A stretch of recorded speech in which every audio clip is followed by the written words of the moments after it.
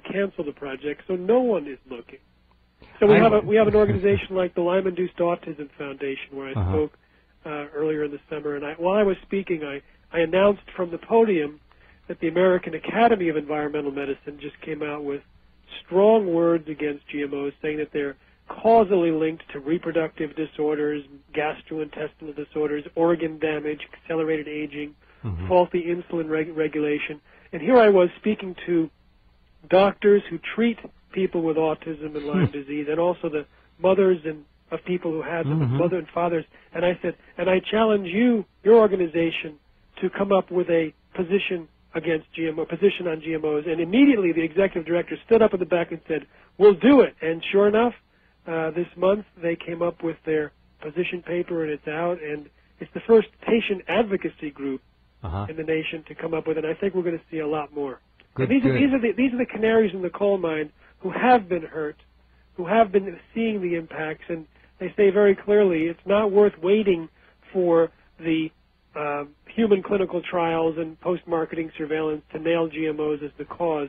It's better to just stay away because we're already suffering from the effects, probably. You know, I suspect a lot of people in the GM industry also know this and stay away from this food. Just like the people making the swine flu vaccine don't want to take it, like most doctors and nurses in the UK aren't going to touch it. Why 91% of one group of physicians consulted would refuse chemotherapy and radiation if they had cancer. 91%. I mean, these people know they're merchants of death and disease and destruction. They know it. I've mentioned this before, that I was speaking to a former Monsanto scientist who said that colleagues of his at Monsanto were doing safety studies on the bovine growth hormone, and after seeing the high levels of the hormone called IGF-1 in the milk, which is linked to cancer, they refused to drink milk unless it was organic. One guy even bought his own cow so that he would be separated from the milk supply that had Monsanto's drug associated with it. Too funny. Well, too funny, too deadly, actually. And that's interesting to hear. Now, on RBGH, we've got a couple of pieces of news this month. Okay. The Breast Cancer Action Organization has just announced yesterday that a new program called Milking Cancer. You can go to milkingcancer.org, and that's a plan to appeal directly to Eli Lilly, who bought RBGH, the bovine growth hormone from Monsanto.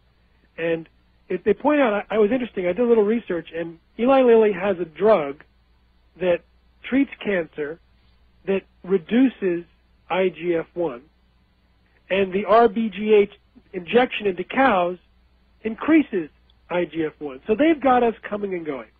They give us the milk with the treated drug, which probably promotes cancer, breast cancer, prostate cancer, etc. And then they sell you the drugs to counteract the effects of their other drugs. That's what they call black humor. I don't know. IGF-1 is a naturally occurring hormone, is it not?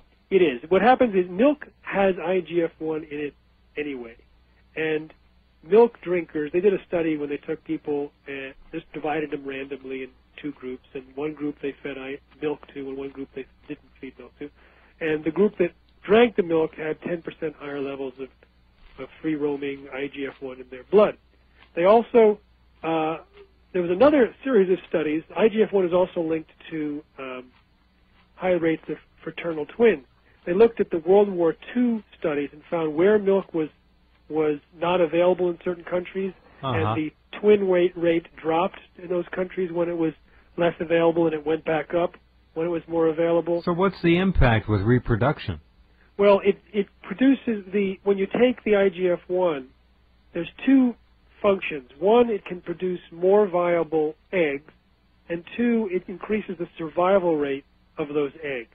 And this was known in animals, and one doctor who's an expert on twins wrote an article in the 2007 or 2006 Journal of Reproductive Medicine where he compared the fraternal twin rate in the UK, where RBGH is banned, as in most industrialized countries, with the fraternal twin rate in the United States, and found that while both countries had an increase, probably due to the drugs they give for fertility, there was a much bigger increase in the United States, and he believed that the reason was the RBGH in the milk supply.